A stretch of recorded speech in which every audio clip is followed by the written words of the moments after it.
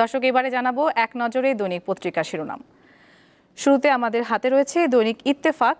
শিরোনামে দেখতে পাচ্ছি, কর্মচারীদের আন্দোলনে সচিবালয়ে অচল অবস্থা, সরকারি চাকরির অধ্যাদেশ 2025 বাতিলের দাবি।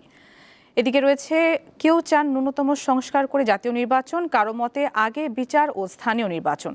প্রধান উপদেষ্টার সঙ্গে 20টি দলের শীর্ষ নেতাদের বৈঠক। এছাড়া রয়েছে, ডিসেম্বরের মধ্যে জাতীয় নির্বাচন হতে হবে বলেছেন তারেক রহমান।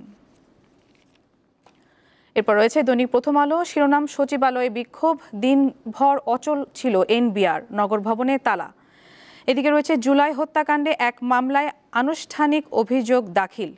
প্রথম আলোতে আরও রয়েছে, দল ও প্রতিষ্ঠানগুলোর সঙ্গে সরকারের যাতে দূরত্ব না হয়, যমুনায় বৈঠকে রাজনৈতিক নেতারা। এছাড়া রয়েছে, সরকারের মান অভিমানের সুযোগ নেই বলেছেন তারেক রহমান। দৈনিক সমকাল। শিরোনাম, রাজনীতিতে কমেছে উত্তেজনা, কাটেনি অনিশ্চয়তা।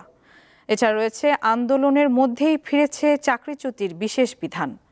সমকালে আরও রয়েছে, ডিসেম্বরের মধ্যেই জাতীয় নির্বাচন হতে হবে, আলোচনা সভায় তারেক রহমানের মন্তব্য। এছাড়া রয়েছে, স্বতন্ত্র বিশেষায়িত বিভাগের মর্যাদা পাচ্ছে এনবিআর। এরপর রয়েছে দৈনিক যুগান্তর। শিরোনাম, বল এখন সরকারের কোর্টে, সংকট উত্তরণে বিশ্লেষকদের অভিমত। এছাড়া রয়েছে, ডিসেম্বরের মধ্যেই জাতীয় নির্বাচন হতে হবে, এনপিপির প্রতিষ্ঠা বার্ষিকীতে তারেক রহমানের মন্তব্য। যুগান্তরে আরও রয়েছে, আন্দোলনের মধ্যেই চাকরিচ্যুতির অধ্যাদেশ জারি, বিক্ষোভ সমাবেশে স্থবির সচিবালয়।